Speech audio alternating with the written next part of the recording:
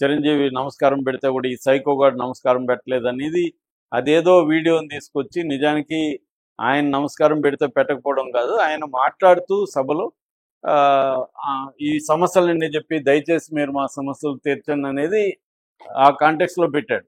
అప్పుడు ఇట్లా పెడితే ఎవరు పెట్టరు, అది పెడితే ఇంకా కామెడీగా ఉంటుంది. సో దాన్ని ఆ ఫోటోని తీసుకొచ్చి వీళ్ళు చేశారు. అది బయట పెట్టిందేమో వాళ్ళే, వైసీపీ వాళ్ళు ఏంటంటే ఆ మీటింగ్ వీడియోను బయట పెట్టారు, దాన్ని వీళ్ళు మ్యానిపులేట్ చేసి దాన్ని చేశారు. అప్పుడంతా చిరంజీవి రియాక్ట్ అవ్వాలి, అది అబద్ధం అని చిరంజీవి చెప్పాల, తమ్ముడికి ఉపయోగపడుతుంది కదా అన్నట్టు సైలెంట్గా ఉన్నాడు. ఇప్పుడు ఏంటంటే తమ్ముడి మీద, జనసేన మీద, మన మీద అటాక్ చేస్తున్నాడు. అది కూడా చేసేది ఎవరు? బాలకృష్ణ. కాబట్టి బాలకృష్ణకి చిరంజీవికి మధ్య ఆల్రెడీ ఉంది కాబట్టి బాలకృష్ణ మాట్లాడాడు. ఇక్కడ బాలకృష్ణ ప్రధానంగా మాట్లాడింది జగన్ని సైకో అనడాన్ని వాళ్ళు వ్యతిరేకించాలి. కానీ వాళ్ళు ఏం చేశారు, వైసీపీ వాళ్ళు దీన్ని ఉపయోగించుకొని కాపులకి కమ్మలకి మధ్య గొడవ పెట్టాలని ట్రై చేశారు. దీంట్లో కొంతవరకు బాలయ్య ఫ్యాన్స్ రంగంలో దిగి ఇటు చిరంజీవికి యాంటీగా మాట్లాడటం, Chiranjeevi fans versus Balayya fans గా, లేదా mega fans versus Balayya fans గా కూడా బ్యాటిల్ మారింది. దీన్నంతా కొంత చంద్రబాబు బ్యాలెన్స్ గా డీల్ చేసి జాగ్రత్తగా దాన్ని పక్కకు పెట్టగలిగాడు. సో బాలయ్య కూడా మళ్ళీ రియాక్ట్ అవ్వకుండా చేయగలిగారు. అంతవరకు చంద్రబాబు సక్సెస్ అయ్యాడు. అయితే ఇప్పుడు జగన్ వచ్చి మళ్ళీ లేపాడు దీన్ని, అంటే వీడికి అసలు మైండే సరిలేదు అన్నట్టుగా. అది కొంత వాస్తవం కూడా. ఎందుకంటే 2024లో కాల్పుల సంఘటన జరిగినప్పుడు ఈయన బాలకృష్ణ వాళ్ళ ఇంట్లో సత్యనారాయణ చౌదరి అని ఒక జ్యోతిష్యుడు, తర్వాత బెల్లంకొండ సురేష్ ప్రొడ్యూసరు, వీళ్ళిద్దరూ ముగ్గురు కూర్చొని ఉన్నప్పుడు బాలయ్య వసుంధర పేరుతో ఉన్న లైసెన్స్ రివాల్వర్తో కాల్చాడనేది ఒక పుకారు. ఇండస్ట్రీలో చెప్పుకునేది ఏమంటే బాలయ్య కాల్చలేదు, ఆమె కాల్చింది, దాన్ని తన మీద వేసుకున్నాడు బాలయ్య అనేది కూడా ఒక పుకారు నడుస్తుంది. ఎందుకంటే ఆమెకి ఇది నచ్చలేదు, వీళ్ళు వచ్చి బాలయ్యని చెడగొడుతున్నారని ఆమె నమ్మింది, అందుకని ఆమె చేసింది కోపంలో అని.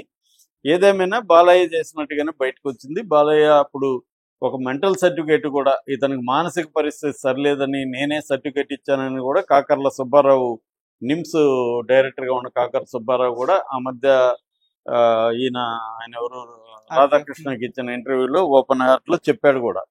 అప్పుడు తప్పు చేశాను అన్నట్టుగా చెప్పాడు. అంటే ఆ తర్వాత నన్ను కేర్ చేయలేదు బాలకృష్ణ, అన్న మేలు చేసిన మేలును మర్చిపోయిన వ్యక్తి అన్నట్టుగా కూడా మాట్లాడాడు. అట్లాగే దాంట్లో ఇన్వెస్టిగేటివ్ ఆఫీసర్ ఉన్న చంద్రమౌళి కూడా న్యూస్ ఛానల్తో మాట్లాడారు అప్పుడు జరిగిందంతా. అంటే క్లియర్గా తెలుసు వాళ్ళ ఇంట్లో కాల్పులు, ఎవరు కాల్పులు జరపకపోతే వాళ్ళకి బుల్లెట్లు ఎట్లా పోతాయి బాడీలో, బుల్లెట్లు ఉన్న పబ్లిక్గా అది హత్యాయత్నం. బాలకృష్ణకు 10 ఏళ్ళ నుంచి లైఫ్ పడాల్సిన కేసు అది.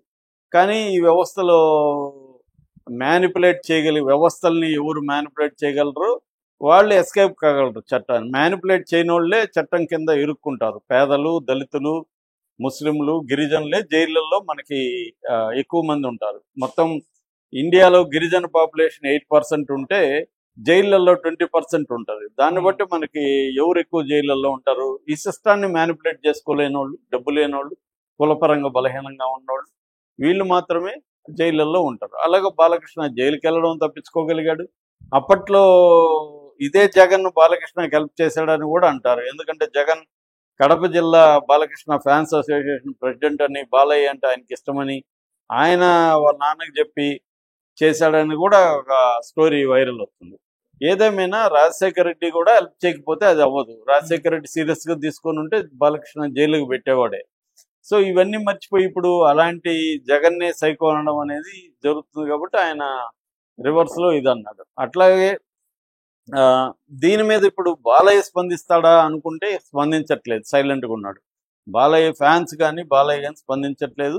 అంటే మళ్ళీ కెలకడం ఎందుకు అన్నట్టుగా ఒక వ్యూహాత్మక మౌనం ఉంటారు. ఇప్పుడు మళ్ళీ మనం చేస్తే వాళ్ళు చేయడం మళ్ళీ పెంటంత అవుతుంది. సైలెంట్గా ఉంటే ఇంకొక ఇష్యూ, ఇప్పుడు ఎట్లా బస్సు దహనం వచ్చింది, దాని మీదకి మీడియా వెళ్తుంది, ఇంకోటి వస్తుంది వెళ్తుంది. కాబట్టి మళ్ళీ మనం గెలుక్కుంటే ఇది పెద్దదవుతుంది అన్నట్టుగా ఒక వ్యూహాత్మక మౌనంగా బాలయ్య ఉన్నట్టుగా మనకు అర్థమవుతుంది. Okay sir, thank you so much.